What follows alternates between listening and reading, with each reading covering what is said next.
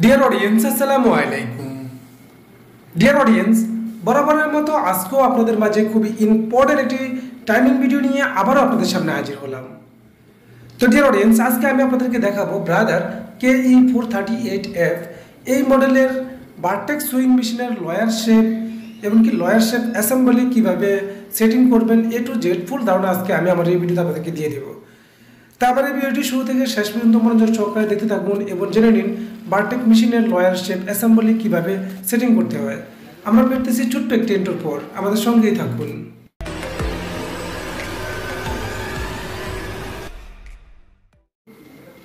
Welcome back dear audience. আজকে আমি যে ভিডিওটি নিয়ে আপনাদের সামনে হাজির হলাম, এই ভিডিওটি বহুতই ইম্পর্টেন্ট একটি ভিডিও। কেননা এই বারটেক সুইং মেশিনের যে লয়ার শেপ বার এমনকি লয়ার শেপের বারের সাথে যে অ্যাসেম্বলি আছে, সেই অ্যাসেম্বলি পিনিয়াম টাইমিং কীভাবে করতে হবে সেটাই আমি আমার এই ভিডিওতে আপনাদেরকে দেখিয়ে দেবো। তো এই পার্টটি হলো 2 অর্থাৎ 2 নম্বর পার্ট আমরা দেখাইতেছি। 1 নম্বর পার্ট কীভাবে আপনারা এই লয়ার শেপ বাইর করবেন এবং কীভাবে এটা খুলবেন। সেই লয়ার শেপ খোলার জন্য কিন্তু নির্দিষ্ট একটি সিস্টেম আছে। সেই সিস্টেম অনুযায়ী যদি আপনি না খুলতে পারেন তাহলে আপনার কোনোভাবেই আপনি স্ক্রু লুজ করতে পারবেন না। কারণ এই লয়ার শেপের স্ক্রুগুলো আমাদের মেশিনের মেইন যে বডি, এই বডির মাঝখানে লুকানো থাকে। তাই এই যে শেপটি লয়ার শেপটি বাইর করার জন্য আমাদের নির্দিষ্ট একটি সিস্টেমেটি আছে এবং একটি ফরম্যাট আছে। সেই ফরম্যাট অনুযায়ী আমাদেরকে এই বারটি বাইর করতে হয়। যদি এই বারটি কীভাবে বাইর করতে হয় যদি না জানা থাকে তাহলে অবশ্যই আমার এই পার্ট 1 যে ভিডিওটি আছে সেই ভিডিওটি দেখে নিতে পারবেন। তো আজকে আমরা পার্ট 2তে দেখাবো যে আপনারা কীভাবে এই লয়ার শেপ বার ভিতরে ঢুকাবেন এবং কীভাবে এটাকে সেট আপ করবেন এবং কি লয়ার শেপের বারের সাথে যে অ্যাসেম্বলিগুলো আছে সেই অ্যাসেম্বলিগুলো আপনারা কীভাবে অ্যাডজাস্টমেন্ট করবেন। তাই আমরা শুরুতে মেশিনটি উল্টিয়ে নিলাম। উল্টিয়ে নেওয়ার পর আমাদের এখানে যে পিনিয়াম সেটটা আছে, এই পিনিয়াম সেটের কিন্তু একটি অ্যাডজাস্টমেন্ট আছে। সেই অ্যাডজাস্টমেন্ট আমাদের করতে হবে। এই জন্য আমাদের বারের যে সাইডে 3টি মার্ক আছে, কাটিং যেই 3টি মার্ক চিহ্ন দেওয়া আছে, এই মার্ক চিহ্নওয়ালা বারের সাইডটি যাবে হলো আমাদের বারটেক মেশিনের পিছনের অংশে অর্থাৎ পিনিয়ামের অংশে। আর যে পাশে কোনো মার্ক নেই সেই পাশে থাকবে আমাদের শেডেল এবং কি কেরিয়ার।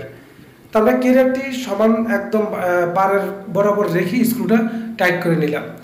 এখন আমরা এই লয়ার শেপটি আমরা ভিতর দিকে ঢুকিয়ে দিলাম। ঢুকানোর পরে আমাদের এখানে যে পিনিয়াম, এই পিনিয়ামের আগে কিন্তু একটি কলার শেপ আছে। এই কলার শেপের কাজ হলো আমাদের পিনিয়ামটাকে এমনকি বারটাকে যাতে ধরে রাখে, সেই জন্য দুই পাশে 2টি কলার শেপ দেওয়া আছে। তো আমরা কলার শেপের এদিক দিয়ে ঢুকিয়ে দিলাম। শুরুতে আমাদের এই স্ক্রুগুলো লুজ করে রাখতে হবে।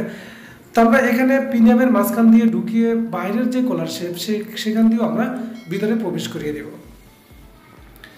তো ডিয়ার অডিয়েন্স, সম্পূর্ণ ভিতরে প্রবেশ করার পর আমরা বাইরে থেকে পুরোপুরি চাপ দিয়ে ভিতর দিকে ঢুকিয়ে দিব। যতটুকু ঢুকে আমরা এতটুকু ভিতরে ঢুকাবো। তো ঢুকানোর পর এখানে আমাদের যে কাজটি করতে হবে, এখানে যে ইম্পর্টেন্ট কাজটা সেটা হলো আমাদের এই যে পিনিয়াম মাঝখানের এই পিনিয়ামের যে টাইমিং, সেই টাইমিংটা করতে হবে। এই টাইমিং করার জন্য পিনিয়ামের যে ফার্স্ট স্ক্রু অর্থাৎ আমাদের মেশিনের সঠিক রোটেশনে ঘোরানোর পরে যে প্রথম যে স্ক্রুটা আসবে, সেই স্ক্রুটা আমাদের যেই লয়ার শেপের বারটি আছে, এই লয়ার শেপের বারের যে মার্কটা দেখানো হয়েছিল 3টি মার্ক, এই 3টি মার্ক কিন্তু আমাদের এই স্ক্রুতে প্রবেশ করবে। অর্থাৎ কলার শেপের মধ্যে যেই প্রথম স্ক্রুটা সেটা মার্কের মধ্যে পড়বে এবং পিনিয়ামের মধ্যে যে স্ক্রুটা সেটাও আমাদের মার্কের মধ্যে পড়বে। তো ডিয়ার অডিয়েন্স, এখন আমরা কি করলাম, আমাদের শেপের যে শেপটা আছে সেই শেপটা হালকা ঘুরাবো এবং আমাদের পিনিয়ামের যে প্রথম যে স্ক্রুটা, এই স্ক্রুটা আমরা বাইর করে নিব। 3 মিলি স্ক্রুটা বাইর করার পর আমরা বাইরের থেকে যদি লক্ষ্য করি, ভিতরের সাইড থেকে আমরা বারটি যদি ঘুরাই তাহলে সেক্ষেত্রে আপনারা দেখতে পাবেন যে শেপের যে মার্ক চিহ্নটি সেই চিহ্নটি দেখা যাবে। অবশ্যই আপনারা এই যে বারের বাইরের অংশ দিয়েও দেখতে পাচ্ছেন যে কলার শেপ, এই কলার শেপের এদিক দিয়েও দেখতে পাচ্ছেন। এখানে বরাবর এই 3টি স্ক্রু আমাদের শেপের মধ্যে রাখতে হবে। তো প্রথম যে 3টি স্ক্রু, এই 3টি স্ক্রু আমাদের শেপের বরাবর রেখে আমরা স্ক্রুগুলো খুব ভালোভাবে শক্ত করে টাইট করে দেব। তো ডিয়ার অডিয়েন্স, পিনিয়ামের স্ক্রুগুলো আমাদেরকে আগে টাইট করতে হবে, কেননা আমাদের এই পিনিয়ামটা কিন্তু আরও ভিতর দিকে ঢুকবে। তো আমরা স্ক্রুগুলো টাইট করার পর এখন আমরা বারটাকে বাইরের থেকে আরেকটু ভিতর দিকে যখন ধাক্কা দিব তখন সেই ক্ষেত্রে এই পিনিয়ামটা আরেকটু ভিতর দিকে চলে যাবে। এখন আপনারা দেখতে পাচ্ছেন যে আমাদের যে পিনিয়াম, এই পিনিয়ামের স্ক্রুগুলো আমাদের অলরেডি শেপের অর্ধেক ভিতরে চলে গেছে আর অর্ধেক বাইরে আছে। তো আপনাদের যদি বুঝতে অসুবিধা হয়ে থাকে তাহলে অবশ্যই আমার এই ভিডিওর নিচে কমেন্ট বক্সে কমেন্ট করে দেবেন। তো তো এই সমস্যাটা কিন্তু খোলার ক্ষেত্রেও হয়। আপনি যখন খুলতে যাবেন তখন এই স্ক্রুগুলো অর্ধেক থাকে পিনিয়ামের বাইরের অংশে, আর অর্ধেক থাকে মেশিনের যে বডি, এই বডির ভিতরের দিকে। তখন সেই ক্ষেত্রে আপনি চাইলে এই লিঙ্কিটা ভিতরে প্রবেশ করাতে পারবেন না।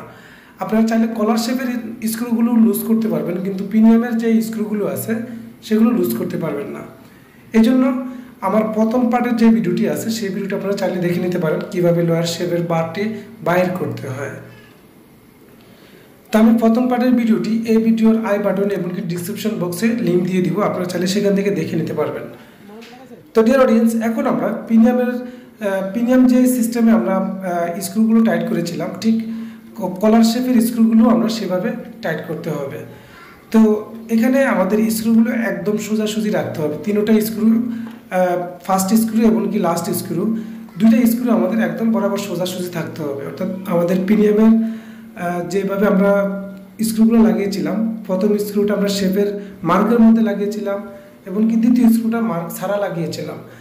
সেই ক্ষেত্রে আমাদের লেফট সাইড এবং রাইট সাইডে যে কলার এবং যে সাপোর্টিং দেওয়া আছে সেখান থেকেও কিন্তু আমাদের এখানে কিন্তু বেয়ারিং আছে, সেই বেয়ারিংয়ের মাঝখান দিয়ে কিন্তু এই শেপগুলা লয়ার শেপের সাথে আটকানো। তো আমরা এই স্ক্রুগুলোও ঠিক লয়ার শেপের যে এই মার্কের মধ্যে প্রথম স্ক্রুটা রাখবো এবং দ্বিতীয় স্ক্রুটা আমরা মার্কের বাইরে রাখবো। রাখার পর আমরা এই স্ক্রুগুলো খুব সুন্দরভাবে শক্ত করে টাইট করে দেব। টাইট হয়ে গেলে এখন আমাদেরকে যে কাজ করতে হবে, এই পিনিয়ামের মধ্যে গ্রিজ করতে হবে। যদি আমরা এই গ্রিজ না দিই তাহলে সেই ক্ষেত্রে এই মেশিনের ইরর চলে আসতে পারে, গ্রিজ অ্যালার্ম চলে আসতে পারে। এই জন্য আমরা এই মেশিনে গ্রিজ দিব এবং গ্রিজ দেওয়ার যে নিয়মটা সেটাও আপনাদেরকে বলে দিব। তো আমাদের যে লয়ার শেপ, এই লয়ার শেপের যে বারটি, এই বারটি যখন স্ক্রুগুলো টাইট হয়ে যাবে, হওয়ার পর এখন নিচে থেকে যে একটি পাতলা টিন দেওয়া আছে, এই টিনের মাধ্যমে কিন্তু আমরা এখানে গ্রিজ করব এবং গ্রিজ দিব।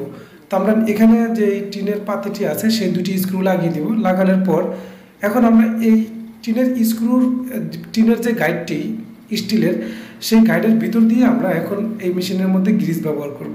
তো আমরা একটি আঙ্গুল দিয়ে গ্রিজ নিব এবং এই যে পিনিয়াম সেট, এই পিনিয়াম সেটের ভিতরে একদম ভিতর দিকে আমরা গ্রিজটা ঢুকিয়ে দিব। তো বরাবর যতটুকু গ্রিজ আমাদের প্রয়োজন আমরা এতটুকু গ্রিজ দিয়ে, মোটামুটি একদম কমও না আবার একদম বেশিও না, আমাদের যতটুকু প্রয়োজন পরিমাণ মতো আমরা গ্রিজটি দেব। গ্রিজ দেওয়ার পরে এখানে যে ঢাকনা আছে কাভার, সেই কাভারটি দিয়ে এই গ্রিজটাকে বন্ধ করে দিতে হবে। তো ডিয়ার অডিয়েন্স, গ্রিজ দেওয়ার পর আমাদের এই যে মাঝখানে যে আমরা যেখানে গ্রিজ দিয়েছিলাম সেই গ্রিজ দেওয়ার চারপাশে কিন্তু একটি গ্যাসকেট দেওয়া, সেই গ্যাসকেট দিয়ে কিন্তু আমাদের কাভারটি বন্ধ করতে হবে। তো ডিয়ার অডিয়েন্স, আমার এই ভিডিওটি যদি আপনাদের কাছে ভালো লেগে থাকে তাহলে অবশ্যই একটি লাইক করে দিবেন এবং আপনাদের যে কোনো মতামত আমাদের এই ভিডিওর নিচে কমেন্ট বক্সে কমেন্ট করে দিবেন। এবং আপনি যদি আমার চ্যানেল নতুন হয়ে থাকেন তাহলে অবশ্যই আমার চ্যানেলটি সাবস্ক্রাইব করে রাখবেন এবং পাশে থাকা ঘন্টা আইকন বেলটি বাজিয়ে রাখবেন এই ধরনের নিত্য নতুন ভিডিও নেক্সট টাইম পাওয়ার জন্য। তো ডিয়ার অডিয়েন্স, আমরা এই নিচে যে টিনটা আছে সেই টিনটা লাগিয়ে নিলাম, অর্থাৎ যে কাভারটি সেই কাভারটি লাগিয়ে নিলাম। কাভার লাগানোর পর আমাদেরকে যে কাজটি করতে হবে, আমাদের যে কানেক্টিংয়ের নিচে কিন্তু আরেকটা পার্ট আছে, সেই কাভারের মধ্যে কিন্তু আমাদেরকে অয়েল দিতে হবে। কেননা আমাদের এই যে পার্টটা, এই পার্টটার মধ্যে অলরেডি ফোম দেওয়া আছে। এখানে এই ফোমটা যদি আমরা অয়েল দিয়ে ভিজিয়ে না দিই, তেল দিয়ে ভিজিয়ে না দিই, তাহলে সেক্ষেত্রে আমাদের মেশিনের যে মেইন যে কানেক্টিং আছে উপরের শেপের সাথে এবং নিচের শেপের সাথে যে কানেক্টিং, সেই কানেক্টিংটা জাম হয়ে যাবে। এই জন্য আমরা এখানে একটু অয়েল দিয়ে দিলাম। অয়েল দেওয়ার পর আমরা এটাকে মেশিনের রোটেশন ঘুরিয়ে কানেক্টিংটাকে উপরে নিয়ে তারপরে এই কাভারটি আমরা লাগিয়ে দিব। তো ডিয়ার অডিয়েন্স, আমাদের এই ভিডিওর প্রথম পার্টটি যদি দেখতে হয় তাহলে অবশ্যই আমার এই ভিডিও ডিসক্রিপশন বক্সে লিঙ্ক দেওয়া থাকবে, সেখান থেকে লিঙ্ক চাপ দিয়ে আপনারা প্রথম পার্টটি দেখে নিতে পারবেন কিভাবে আপনারা এই লয়ার শেপটি বাইর করবেন। এখন আমরা আপনাদেরকে দেখাচ্ছি কিভাবে এই লয়ার শেপটি আপনারা অ্যাসেম্বলি সেটিং করবেন। তো আমরা যে নিয়মে দেখিয়েছি এই নিয়মে যদি আপনি অ্যাসেম্বলি সেটিং করেন তাহলে সেই ক্ষেত্রে আপনাদের মেশিনে আশা করি কোনো সমস্যা থাকবে না। তো ডিয়ার অডিয়েন্স, আমার এই ভিডিওটি যদি আপনাদের কাছে ভালো লেগে থাকে তাহলে অবশ্যই একটি লাইক করে দিবেন। আর আপনারা এই কোন ধরনের ভিডিও চান এবং কী সমস্যার ভিডিও চান, সেই সমস্যাগুলো আপনারা আমাদের এই ভিডিওর কমেন্ট বক্সে কমেন্ট করে দিতে পারেন। এবং আপনি যদি আমার চ্যানেলে নতুন হয়ে থাকেন তাহলে অবশ্যই আমার চ্যানেলটি সাবস্ক্রাইব করে রাখবেন এবং পাশে থাকা ঘন্টা আইকন বেলটি বাজিয়ে রাখবেন এই ধরনের নিত্য নতুন ভিডিও নেক্সট টাইম পাওয়ার জন্য। তো ডিয়ার অডিয়েন্স, এখন দেখতে পাচ্ছেন আমাদের মেশিনে কিন্তু কোনো শব্দ নেই, একদম সাউন্ড কম হয়ে গেছে। এত নিখুঁতভাবে মেশিনটা চলতেছে, কোনো সাউন্ড নাই, যেহেতু আমরা মেশিনে গ্রিজ ব্যবহার করেছি এই জন্য। তো আজকে এ পর্যন্তই, দেখা করবো পরবর্তী কোনো এক ভিডিও নিয়ে। সে পর্যন্ত আপনারা সকলে ভালো থাকুন, সুস্থ থাকুন, এই কামনা আজকের মতো বিদায়। আল্লাহ হাফেজ।